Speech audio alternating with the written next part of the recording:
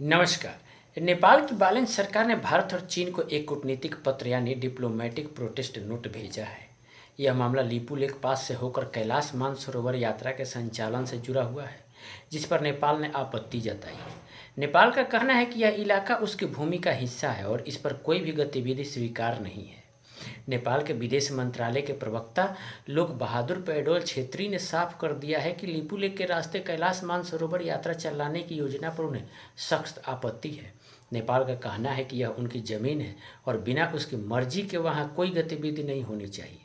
इस मुद्दे पर नेपाल के विदेश मंत्री शिशिर खनाल ने बताया कि यह फैसला किसी एक नेता का नहीं है, बल्कि नेपाल के सभी राजनीतिक पार्टियों से बातचीत करने के बाद यह प्रोटेस्ट नोट भेजा गया है। यानी पूरा नेपाल इस मुद्दे पर एक सुर में बात कर रहा है। अब सवाल उठता है कि आखिर नेपाल अचानक इतना सख्त रूप क्यों अपना रहा है।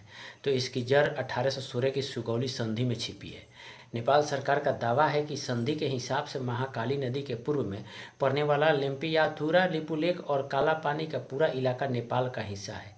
नेपाल इस बात पर पूरी तरह अडिग है कि ये जगह उसके नक्शे का अभिन्न अंग है।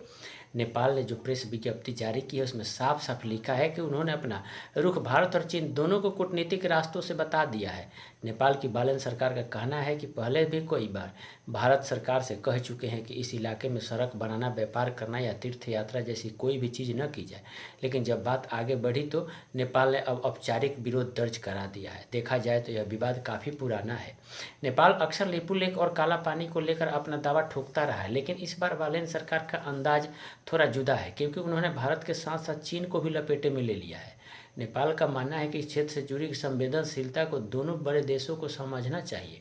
अब कल को जब कैलाश मानसरोवर की यात्रा शुरू होगी तो नेपाल का यह प्रोटेस्ट नोट क्या मोड़ लेगा, यह देखने वाली बात होगी। फिलहाल तो नेपाल ने अपनी ज़मीन का हवाला देकर दिल्ली और बीजिंग की टेंशन बढ़ा दी है। अब देखना होगा कि भारत और चीन इस कूटनीतिक चिट्ठी का क्या जवाब देते हैं। बाकी इस पर आपकी क्या राय है, आप हमें कमेंट करके ज़रूर बताएं।